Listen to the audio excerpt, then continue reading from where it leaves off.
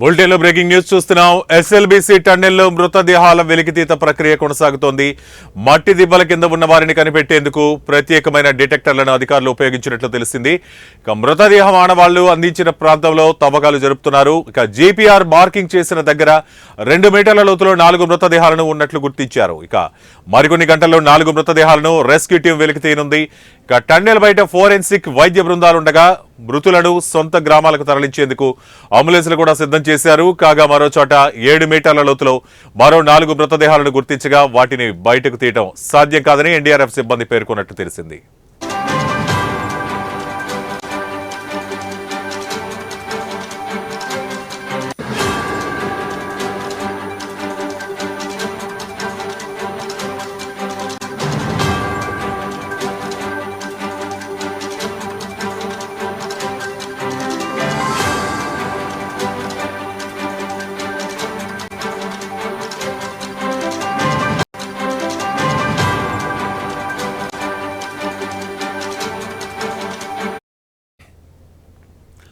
SLBC టన్నెల్లో మృతదేహం వెలికితీత ప్రక్రియ కొనసాగుతోంది. మట్టి దిబ్బల కింద ఉన్న వారిని కనిపెట్టేందుకు ప్రత్యేకమైన డిటెక్టర్లను అధికారులు ఉపయోగించినట్టు తెలిసింది. మృతదేహాల ఆనవాళ్లు లభించిన ప్రాంతంలో తవ్వకాలు జరుపుతున్నారు. ఇక జీపీఆర్ మార్కింగ్ చేసిన దగ్గర 2 మీటర్ల లోతులో 4 మృతదేహాలు ఉన్నట్లు గుర్తించారు. మరికొన్ని గంటల్లో 4 మృతదేహాలను రెస్క్యూ టీం వెలికితీయనుంది. ఇక టన్నెల్ బయట ఫోరెన్సిక్ వైద్య బృందాలుండగా మృతులను సొంత గ్రామాలకు తరలించేందుకు అంబులెన్సులు కూడా సిద్ధం చేశారు. కాగా మరో చోట 7 మీటర్ల లోతులో మరో 4 మృతదేహాలను గుర్తించగా వాటిని బయటకు తీయడం సాధ్యం కాదని ఎన్డీఆర్ఎఫ్ సిబ్బంది పేర్కొన్నట్టు తెలుస్తోంది.